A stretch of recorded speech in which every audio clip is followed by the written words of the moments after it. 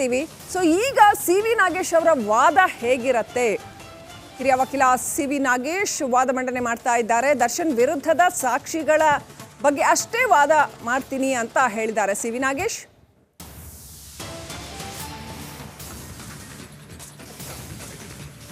Right, ಈ ಬಗ್ಗೆ ಇನ್ನಷ್ಟು ಅಪ್ಡೇಟ್ ಪಡ್ಕೊಳ್ಳೋಣ. ನನ್ನ ಸಹೋದ್ಯೋಗಿ ರಂಜಿತ್ ಶಿರಿಯಾರ್ ಕನೆಕ್ಟ್ ಆಗಿದ್ದಾರೆ. ರಂಜಿತ್, ಕುತೂಹಲ ಇರ್ತಕ್ಕಂಥದ್ದು, ಸಿ ವಿ ನಾಗೇಶ್ ಈಗ ಯಾವ ಅಂಶಗಳನ್ನ ಇಟ್ಕೊಂಡು ದರ್ಶನ್ಗೆ ಬೇಲ್ ಕೊಡಬೇಕು ಅಂತ ಹೇಳ್ಬೋದು? ಈ ಹಿಂದೆ ಬೇಲ್ ರಿಜೆಕ್ಟ್ ಆಗಿದ್ದನ್ನ ಕೂಡ ನಾವು ನೋಡಿದ್ದೀವಿ. ಸೊ ಯಾವ ಅಂಶಗಳ ಮೇಲೆ ಸಿ ವಿ ನಾಗೇಶ್ ವಾದ ಮಂಡನೆ ಮಾಡ್ತಾರೆ ಅಂತ ಅನ್ಸುತ್ತೆ? ನಿಮ್ಮ ಹತ್ರ ಏನಿದೆ ಆ ಕುರಿತಾಗಿ ಅಪ್ಡೇಟ್?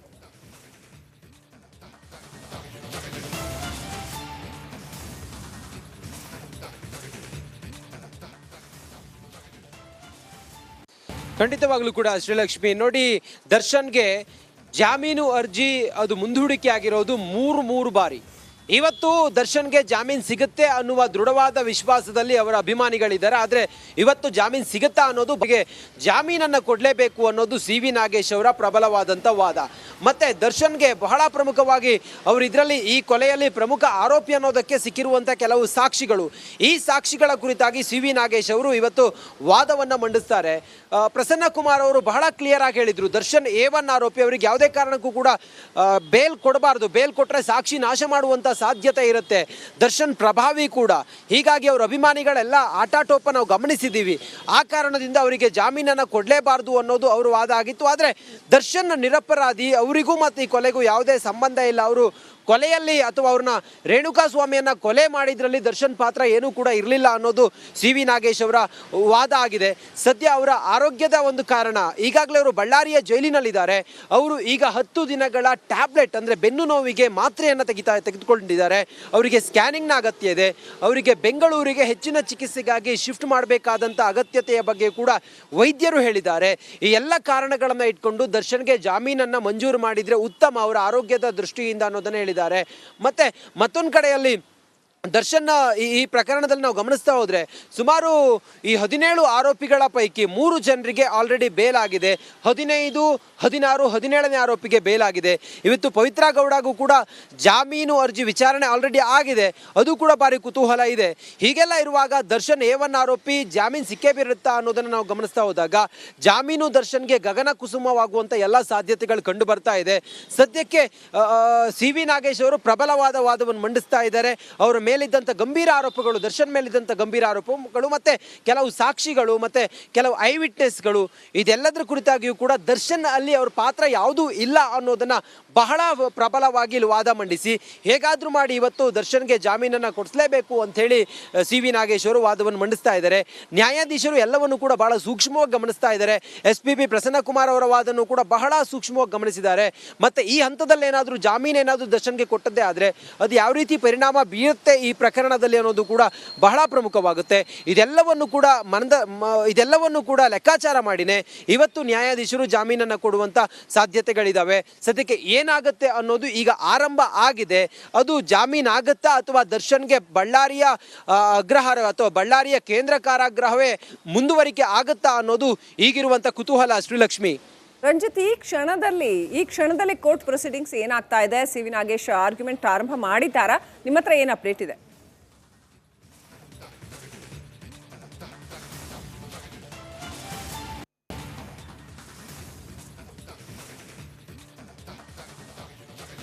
ಶ್ರೀಲಕ್ಷ್ಮಿ, ಈ ಹೊತ್ತಿಗೆ ಈ ಕ್ಷಣಕ್ಕೆ ಈಗ ಸಿ ವಿ ನಾಗೇಶ್ ಅವರು ಹಿರಿಯ ವಕೀಲರು ತಮ್ಮ ವಾದವನ್ನು ಮಂಡಿಸಿದ್ದಾರೆ. ದರ್ಶನ್ಗೆ ಈ ಸಂದರ್ಭಕ್ಕೆ ಯಾಕೆ ಜಾಮೀನಿನ ಅಗತ್ಯ ಇದೆ, ದರ್ಶನ್ಗೆ ಯಾಕೆ ಜಾಮೀನನ್ನು ಕೊಡಬೇಕು, ಮತ್ತೆ ದರ್ಶನ್ ಮೇಲೆ ಬಂದಿರುವಂಥ ಗಂಭೀರ ಆರೋಪ, ಅದರಲ್ಲಿ ದರ್ಶನ್ ಪಾತ್ರ ಏನು, ಕೆಲವು ಸ್ಟ್ರಾಂಗ್ ಎವಿಡೆನ್ಸ್ಗಳಿದಾವಲ್ಲ, ಇದರ ವಿಚಾರವಾಗಿ ಸಿ ವಿ ನಾಗೇಶ್ ಅವರು ನ್ಯಾಯಾಧೀಶರಿಗೆ ಮನವರಿಕೆ ಮಾಡೋ ಪ್ರಯತ್ನವನ್ನು ಮಾಡ್ತಾ ಇದ್ದಾರೆ. ಆದರೆ ನ್ಯಾಯಾಧೀಶರು ಇದನ್ನು ಎಷ್ಟು ಗಂಭೀರವಾಗಿ ಪರಿಗಣಿಸ್ತಾರೆ ಅನ್ನೋದು ಭಾರಿ ಕುತೂಹಲ. ಒಂದಂತೂ ಸ್ಪಷ್ಟ, ಇವತ್ತಿನ ಈ ಒಂದು ವಿಚಾರಣೆಯಲ್ಲಿ ಅಥವಾ ಜಾಮೀನು ಅರ್ಜಿ ವಿಚಾರಣೆಯಲ್ಲಿ ದರ್ಶನ್ಗೆ ಜಾಮೀನು. ಅದಕ್ಕಿಂತ ಮುಂಚೆ ಒಂದು ಬ್ರೇಕಿಂಗ್ ಅಪ್ಡೇಟ್ ಬರ್ತಾ ಇದೆ ಇದೇ ವಿಚಾರಕ್ಕೆ ಸಂಬಂಧಪಟ್ಟಂತೆ. ವೀಕ್ಷಕರೇ, ಈಗ ದರ್ಶನ್ಗೆ ಬೇಲ್ ಸಿಗತ್ತಾ ಇಲ್ವಾ? ಅರ್ಜಿ ವಿಚಾರಣೆ ಕೋರ್ಟ್ನಲ್ಲಿ ನಡೀತಾ ಇದೆ. ಆ ಕುರಿತಾದ ಬ್ರೇಕಿಂಗ್ ಅಪ್ಡೇಟ್ ಬರ್ತಾ ಇದೆ. ಚಾರ್ಜ್ ಶೀಟ್ ಸಲ್ಲಿಕೆ ಆದಾಗ ಇದು ಅತ್ಯುತ್ತಮ ಎಂದಿದ್ರು. ಇದನ್ನ ನೋಡಿದ್ರೆ ಕೋರ್ಟ್ ಮೊದಲೇ ಒಪ್ಪಿಕೊಂಡಂತಿದೆ.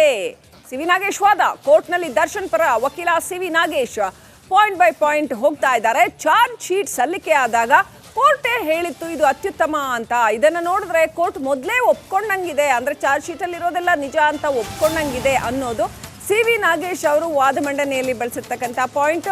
ಚಾರ್ಜ್ ಶೀಟ್ ಸಲ್ಲಿಕೆ ಆದಾಗ ಅತ್ಯುತ್ತಮ ಅಂತ ಹೇಗೆ ಹೇಳ್ತಾರೆ, ಅಂದ್ರೆ ಚಾರ್ಜ್ ಶೀಟ್ ಮೇಲೆ ಕಮೆಂಟ್ ಮಾಡಬಹುದಾ ಅನ್ನೋದ್ರ ಬಗ್ಗೆನೇ objection ಎತ್ತಿದ್ದಾರೆ C V Nagesh.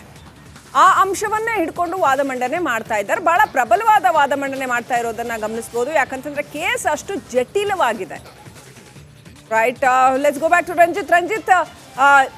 Charge sheet ಸಲ್ಲಿಕೆ ಆದಾಗ ಅತ್ಯುತ್ತಮ ಅಂತ ಕೋರ್ಟ್ ಹೇಳಿತ್ತು ಅನ್ನೋ ಅರ್ಥದಲ್ಲಿ ಸಿ ವಿ ನಾಗೇಶ್ ಹೇಳ್ತಾ ಇದ್ದಾರೆ. ಅಂದ್ರೆ ಮೊದಲೇ ಚಾರ್ಜ್ ಶೀಟಲ್ಲಿ ಇರೋದೆಲ್ಲ ಸರಿ ಇದೆ, ದರ್ಶನ್ ಅಪರಾಧಿ ಅಂತ ಒಪ್ಕೊಂಡ್ಬಿಟ್ಟಿದೆಯಾ ಕೋರ್ಟು ಅನ್ನೋ ಅರ್ಥದ ವಾದ ಮಂಡನೆಯನ್ನ ಸಿ ವಿ ನಾಗೇಶ್ ಮಾಡ್ತಾ ಇದ್ದಾರೆ. ಇನ್ನು ಯಾವೆಲ್ಲ ಸ್ಟ್ರಾಂಗ್ ಪಾಯಿಂಟ್ಸ್ ಮೇಲೆ ಬಿಲ್ಡ್ ಮಾಡ್ತಾ ಹೋಗ್ಬೋದು ಸಿ ವಿ ನಾಗೇಶ್ ಅಂತ ಅನ್ಸುತ್ತೆ ರಂಜಿತ್?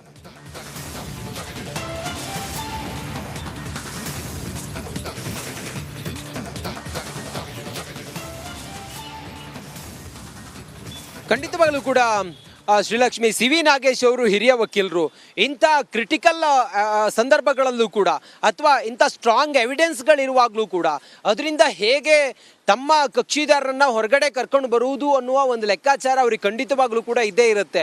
ಅವರು ಬಹಳ ಪ್ರಮುಖವಾಗಿ 3900 ಪುಟಗಳ ಆ ಚಾರ್ಜ್ ಶೀಟ್ನಲ್ಲಿ ಮೆನ್ಷನ್ ಮಾಡಿದಂಥ ಕೆಲವೊಂದಿಷ್ಟು ಎವಿಡೆನ್ಸ್ಗಳು, ಸಾಕ್ಷ್ಯಾಧಾರಗಳು, ಇದರ ಬಗ್ಗೆ ಕಮೆಂಟ್ ಮಾಡ್ತಾ ಇದ್ದಾರೆ.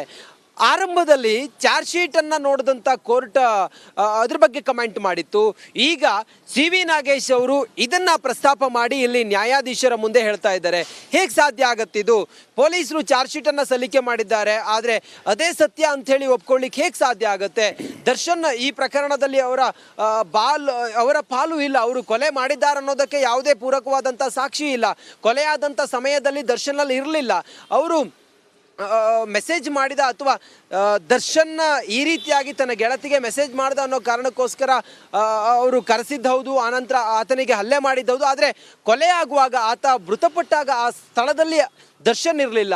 ಹಾಗಾಗಿ ದರ್ಶನ್ಗೂ ಕೂಡ ಈ ಕೊಲೆಗೂ ಯಾವುದೇ ಸಂಬಂಧ ಇಲ್ಲ ಅನ್ನೋದು ಕೂಡ ಅವರ ಮಾತಿನ ಒಂದು ಅರ್ಥ ಆಗಿತ್ತು. ಆ ಕಾರಣ ಅದ್ರ ಜೊತೆಗೆ A1 ಆರೋಪಿಯಾಗಿರುವ ದರ್ಶನ್ ಆರೋಗ್ಯದಲ್ಲಿ ಈಗ ಏರ್ಪೇರ್ ಆಗಿರೋದ್ರಿಂದಾಗಿ ಅವರಿಗೆ ಚಿಕಿತ್ಸೆಯ ಅಗತ್ಯ ಇದೆ. ಆ ಕಾರಣದಿಂದ ಅಗತ್ಯವಾಗಿ ಅವರಿಗೆ ಜಾಮೀನನ್ನು ಕೊಡಲೇಬೇಕಾದಂಥ ಸಮಯ ಅಥವಾ ಸಂದರ್ಭ ಈಗ ಇದೆ. ಇದೆಲ್ಲವನ್ನ ನ್ಯಾಯಾಧೀಶರು ಪರಿಗಣಿಸಬೇಕು ಅನ್ನೋದನ್ನ ಸಿ ವಿ ನಾಗೇಶ್ ಅವರು ಇಲ್ಲಿ ವಾದವನ್ನು ಮಂಡಿಸ್ತಾ ಇದ್ದಾರೆ. ಸಿ ವಿ ನಾಗೇಶ್ಗೆ ಈ ರೀತಿಯ ವಾದ ಪ್ರತಿವಾದಗಳು ಬಂದಾಗ ಅದನ್ನ ನಿಭಾಯಿಸಿ ಅನುಭವ ಇದೆ. ಹಿರಿಯ ವಕೀಲರವರು ಇಂಥ ಸಮಯದಲ್ಲಿ ಅಥವಾ ಇಂಥ ಒಂದು ಸಂದರ್ಭದಲ್ಲಿ ಅವರು ಅದರ ವಿರುದ್ಧವಾಗಿ ವಾದವನ್ನ ಮಾಡಿ ಜಾಮೀನನ್ನು ತಂದುಕೊಟ್ಟಂತ ಎಷ್ಟೋ ಉದಾಹರಣೆಗಳಿದ್ದಾವೆ.